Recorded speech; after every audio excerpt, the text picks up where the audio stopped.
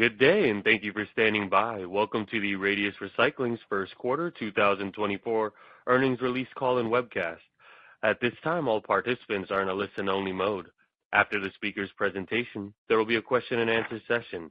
To ask a question during the session, please press star 11 on your telephone and wait for your name to be announced. To withdraw your question, please press star 11 again. Please be advised that today's conference is being recorded. I would now like to hand the conference over to your speaker today, Michael Bennett, Investor Relations. Thank you, Josh, and good morning. I'm Michael Bennett, the company's Vice President of Investor Relations. I am happy to welcome you to Radius Recycling's earnings presentation for the first quarter of fiscal 2024. In addition to today's audio comments, we've issued our press release and posted a set of slides, both of which you can access on our website at radiusrecycling.com. Before we start, let me call your attention to the detailed safe harbor statement on slide 2, which is also included in our press release and in the company's Form 10-Q, which will be filed later today. As we note on slide 2, we may make forward-looking statements on our call today, such as our statements about our targets, volume growth, and margins.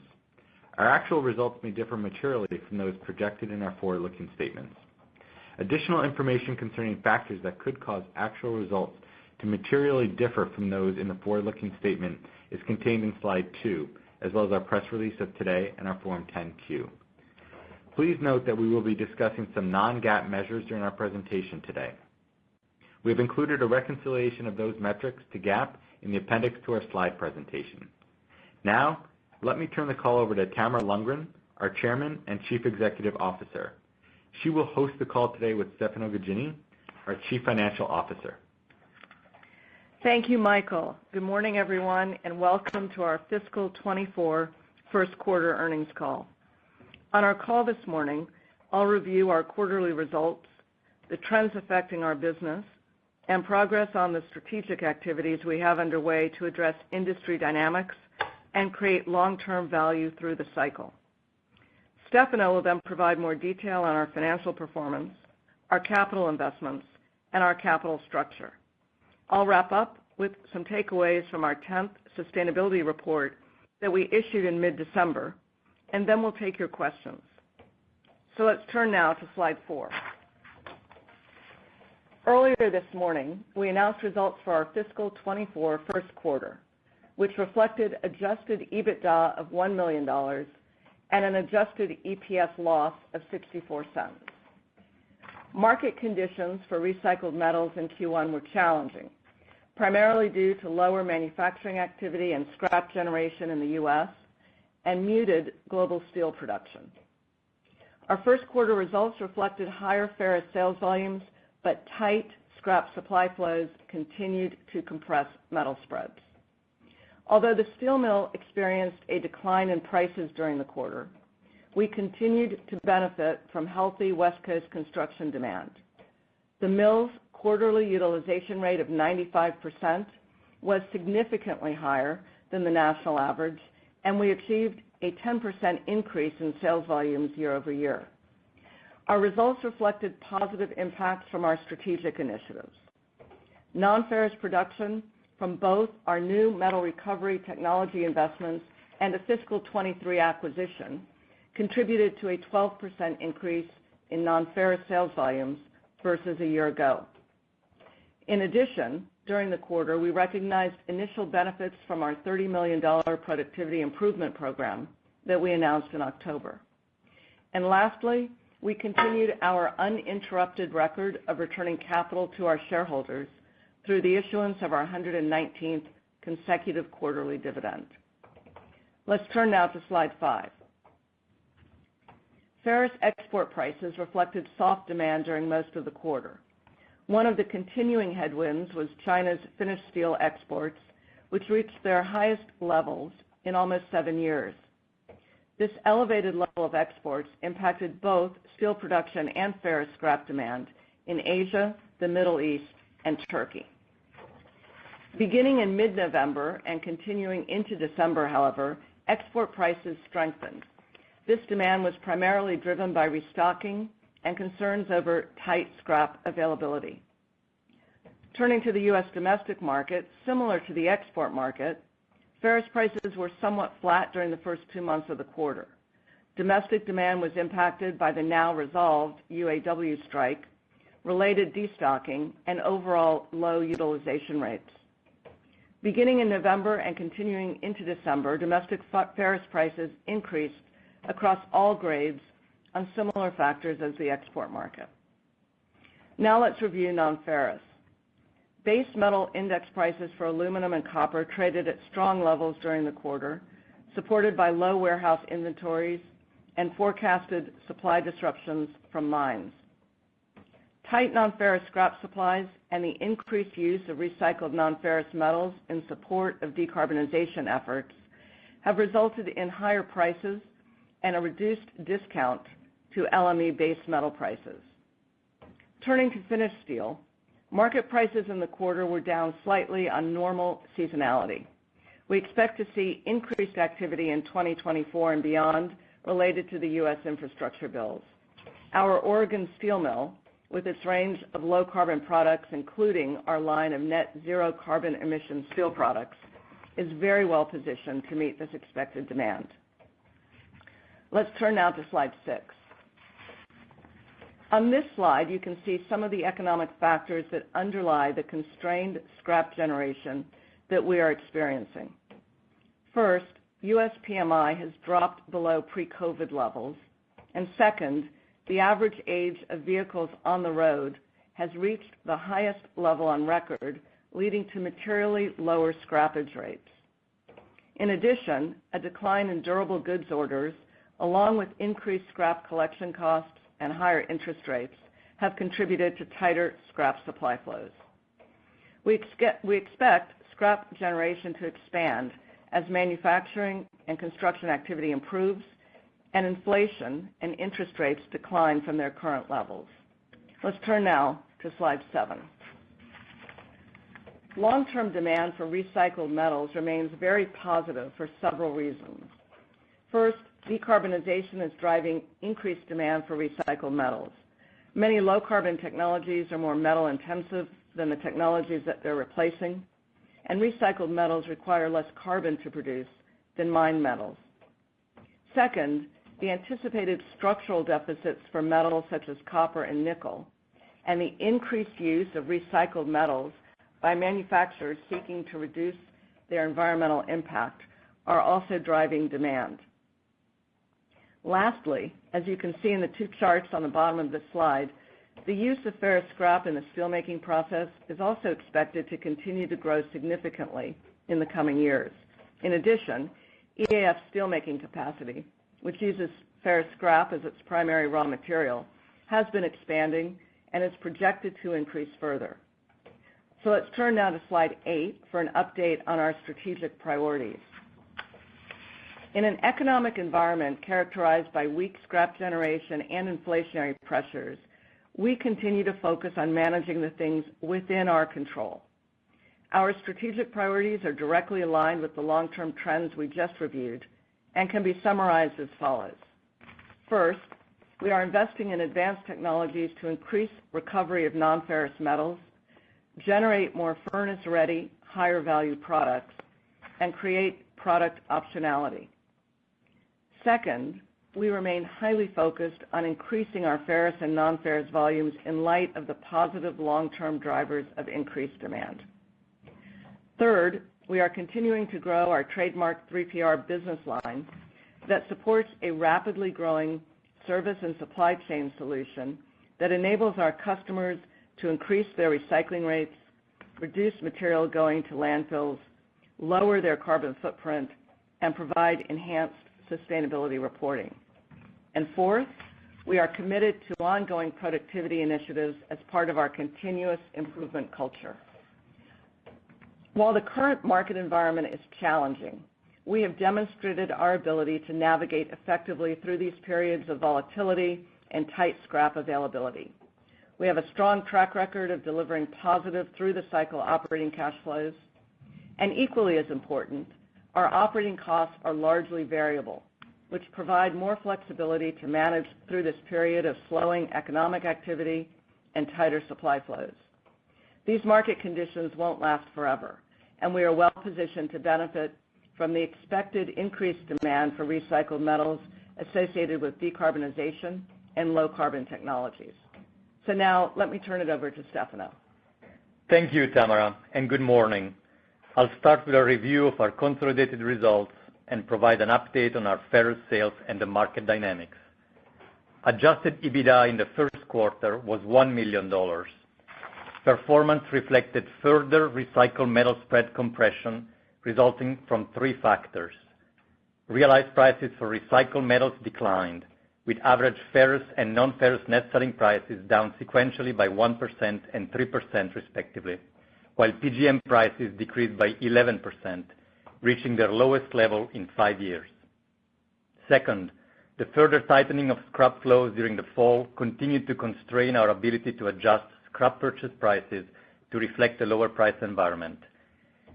And third, versus our mid-October expectations, the timing of the improvement in ferrous market prices during November was a significant contributor to metal spread headwinds as we recognized sales contracted at lower prices before the market rebounded.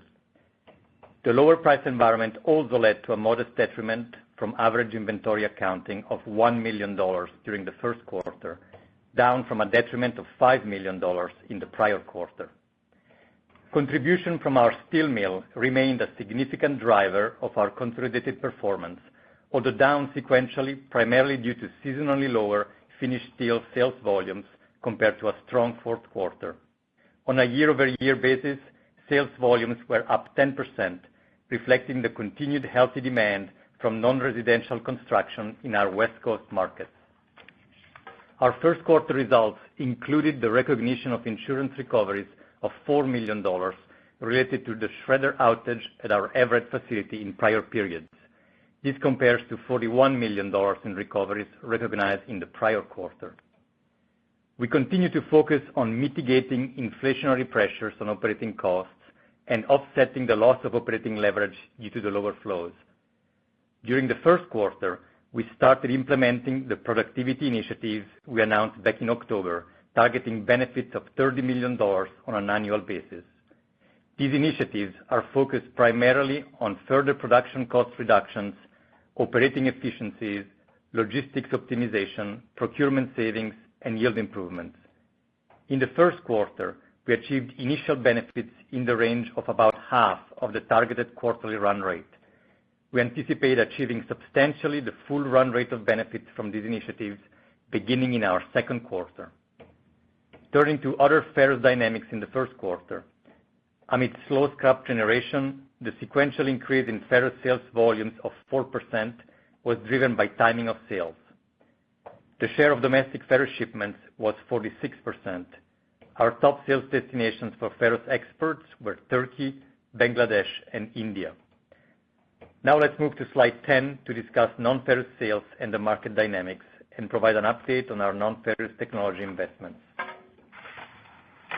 Non-ferrous sales volumes were up 12% year-over-year, reflecting benefits of our non-ferrous recovery investments and expansion of our platform, and were down 11% sequentially on timing of sales.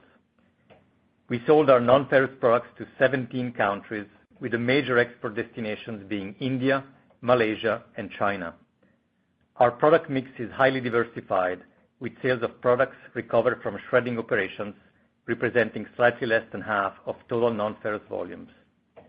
Average net selling prices for copper, aluminum, and other non-ferrous products were down 3% sequentially.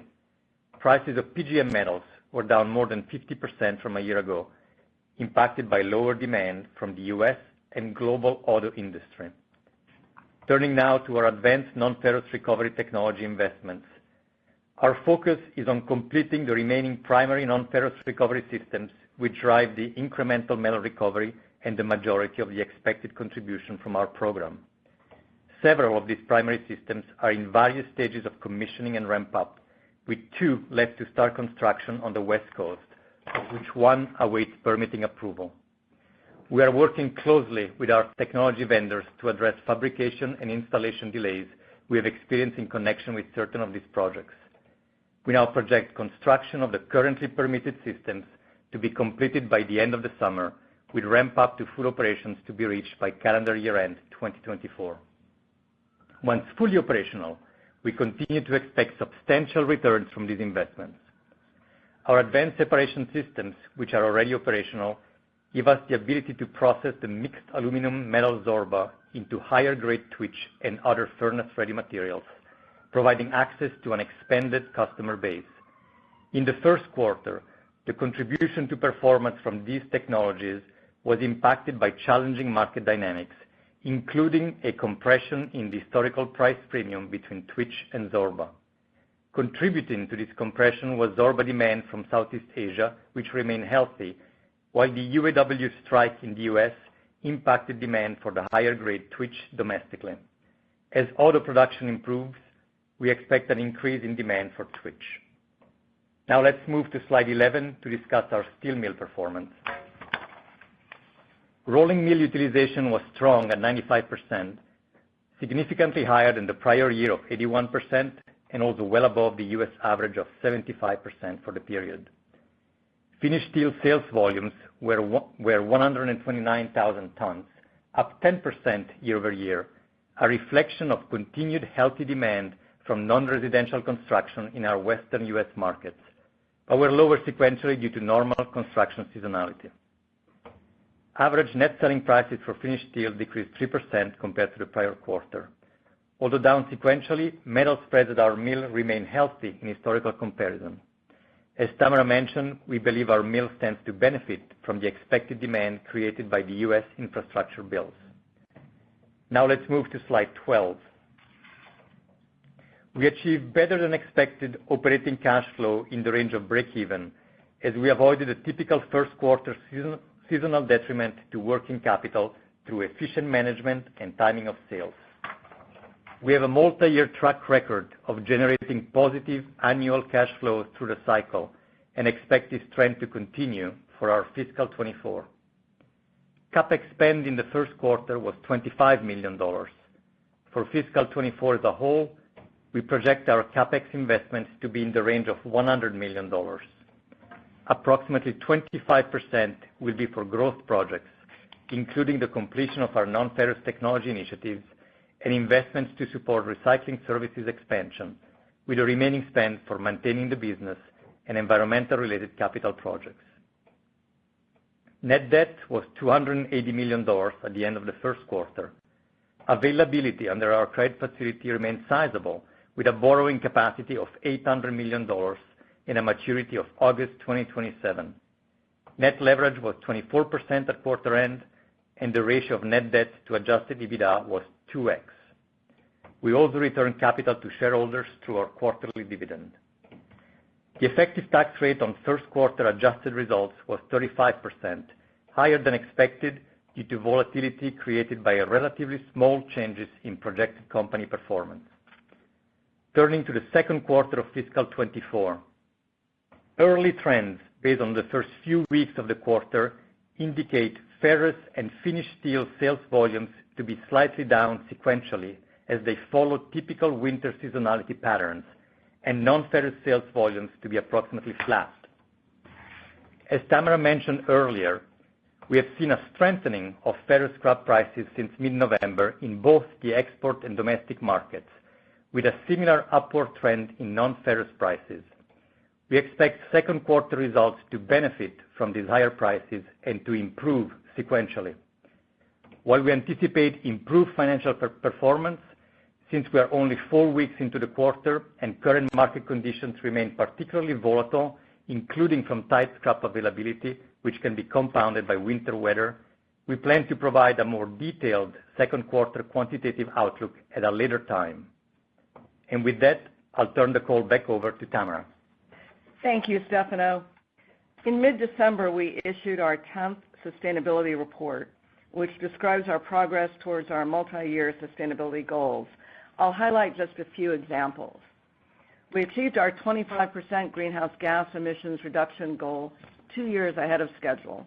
As a result, we increased our reduction target to 35% to be achieved by the end of fiscal 28. In addition, we maintain 100% net carbon-free electricity usage across our operations for the third consecutive year. These achievements and many others would not have been possible without our employees living our core values of safety, sustainability, and integrity. I am very proud of what our team has accomplished, and I'd like to thank our employees for their dedication to continuously serving our customers and communities, supporting our suppliers, and demonstrating the critical and essential role of our business and industry in the global economy. And now, operator, let's open the call for questions. Thank you. As a reminder, to ask a question, please press star 11 on your telephone and wait for your name to be announced. To withdraw your question, please press star 11 again. One moment for questions.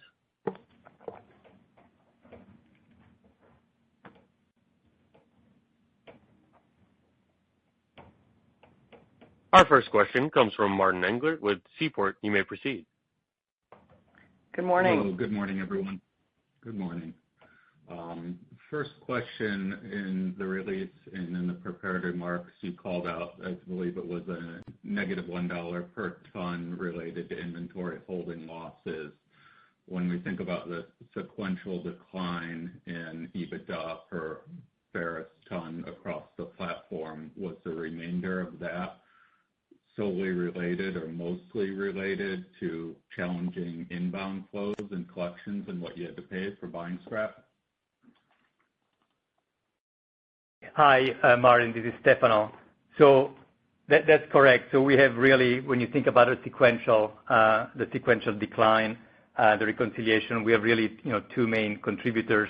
One, as we had anticipated, a seasonally lower mill contribution. But then, to your point, the further compression of recycling metal spreads is what drove the decline. And so we have mentioned lower prices, both on ferrous, non-ferrous, and PGM, and then the further tightening of the scrap flows, including that market squeeze that we saw in November, where market prices strengthened, and we had already sold ahead, contracted ahead the sales, and we saw a squeeze from a metal spread compression.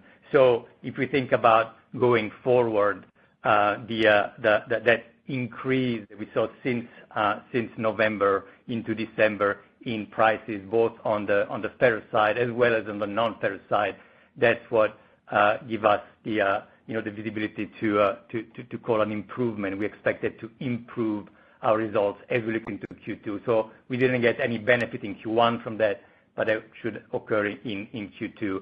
And then to close the loop on your question, yes, the weighted average inventory accounting detriment in Q1 was $1, and that was down from $5. So that's, when you look at the reconciliation sequentially, that was an improvement, embedded in our results. Thank you for that. For your comment on and about November, December ferrous scrap prices improving, and therefore that leads you to believe that there will be some improvement in overall group results quarter on quarter for the current fiscal 2Q. Is that solely a result of improved market prices for ferrous scrap and metals, or do you attribute some of that improvement to, hey, flows have improved somewhat, the metal spreads are improving as a result of that? I guess if you had to parse that out a little bit qualitatively. Yes, I'll start with it. So the major driver of the expected improvement in results from Q1 to Q2 will be driven by an expected spread expansion driven by the prices. So the prices for both ferrous and non-ferrous having gone up, that should expand our spreads. On the flows, we are early in the quarter, so we can't really tell. But so far we do not expand that part of that component to be a driver of the expansion, especially if we think about winter weather seasonality. Usually, availability of scrap, generally speaking, in the winter is slightly more constrained seasonality-wise, so we don't expect that to be a driver of that improvement. Okay, understood. One other, if I could. And I think the other thing to add is, sorry, Martin. The other thing to add would be the benefit of a full quarter of our productivity benefits. On that, I believe for the current quarter that was largely offset due to inflationary pressures. Is there a comment on the current fiscal 2Q as to whether there will be any similar offset there, or is this something that you'll begin to see it kind of flow through the P&L in a positive way? I'll take that one. Yes, we are seeing inflation. We've been, clear in the past. I think what we are seeing right now is a slowdown of inflationary pressure. And so as we continue to look for productivity improvement, certainly to achieve the full run rate of the ones we've already identified. But, we continue to look for additional productivity, and we would expect that to be accretive to margins as we go forward in a lower inflationary pressure environment. And Martin, I would add, some green shoots that we look for, and some of which we're seeing, and the timing, whether it occurs Q2, Q3, the timing's not clear.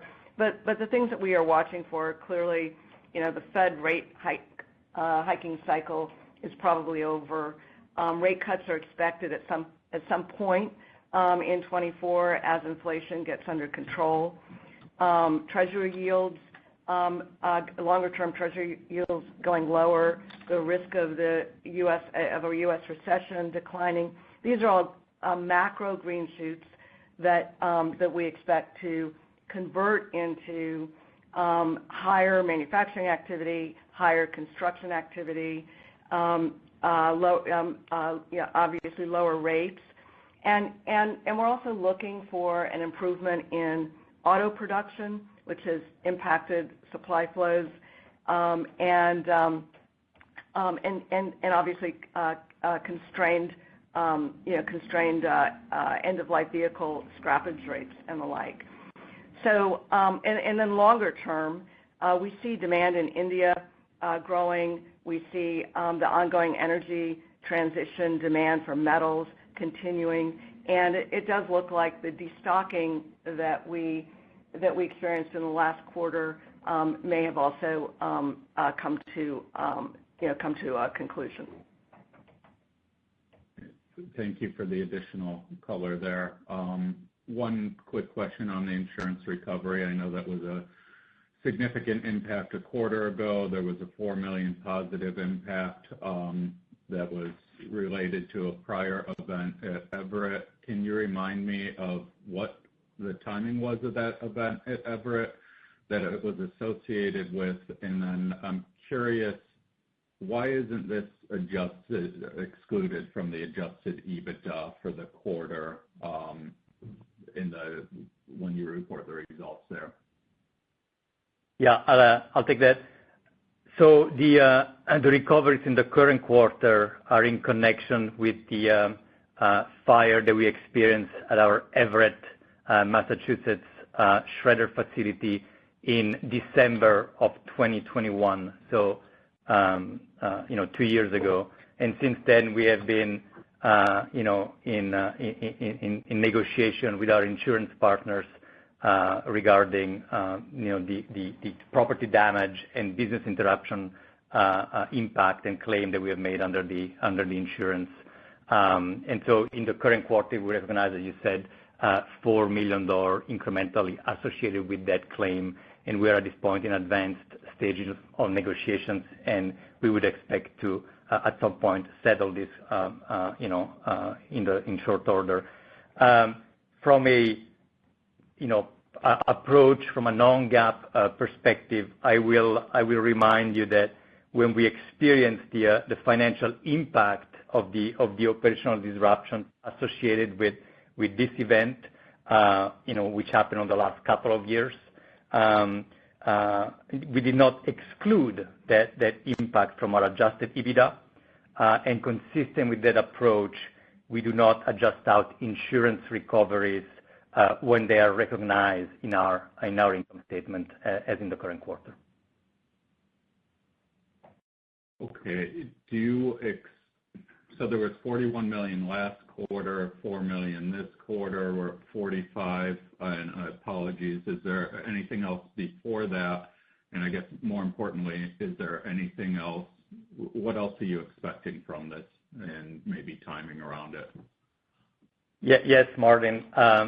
So you might remember we have had two significant insurance claims. One was related to this average shredder event. There was another one related to the mill. That one was settled in Q4. It was part of that higher amount of recoveries because of the settlement of that claim. So that there is nothing related to that, that is open. At this point, while we cannot project the potential remaining amount or the timing, right, for our settlement or progress in our negotiations with insurance partners, we do not expect the magnitude to be as significant as what we have recognized to date around these claims, and I'll leave it at that. All right. Thank you very much. Good luck. Thank you. Thank you. One moment for questions.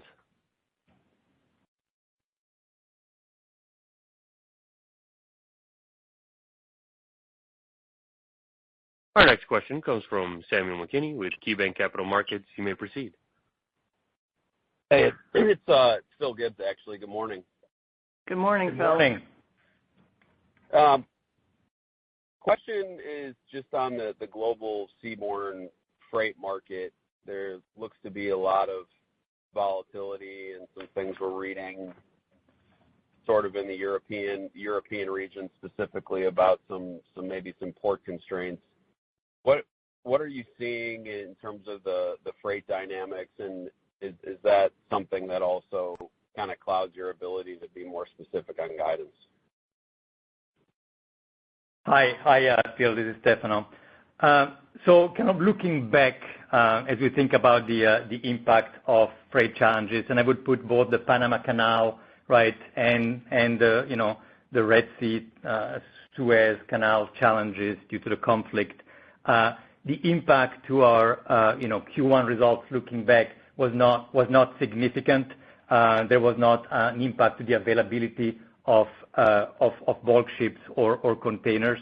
So from that perspective, that on top of the fact that freight costs are a pass-through from our perspective, there was not a significant impact. What we have heard through market intelligence very recently is that there could be certain surcharges that are might be added on certain routes to container freight rates at some point going forward for those containers that go through conflict zones.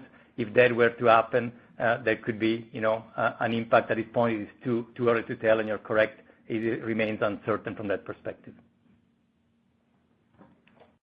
Thank you. And you had mentioned the Twitch to Zorba differential was pretty tight. In the quarter, we saw the same thing. Has there been any material change to that dynamic in the last few weeks? Yes. I think we mentioned that one of the reasons for that compression in the quarter was how the UAW strike had impacted the demand domestically for Twitch and from an auto production perspective. As that UAW strike has now resolved, we have seen a certain pickup in demand coming out of that. I think as we look more long term, as auto production improves, that's where we would expect demand for Twitch to increase more significantly and potentially restore that historical premium that we have seen between the higher grade Twitch and Zorba. Thanks. And then last question: do you have any planned or unplanned outages going on right now at any of your shredding facilities? And how is Everett performing, kind of coming out of this recent period? Thank you. Thanks, Phil. No, we do not have any unplanned outages or the likes in any of our shredder facilities.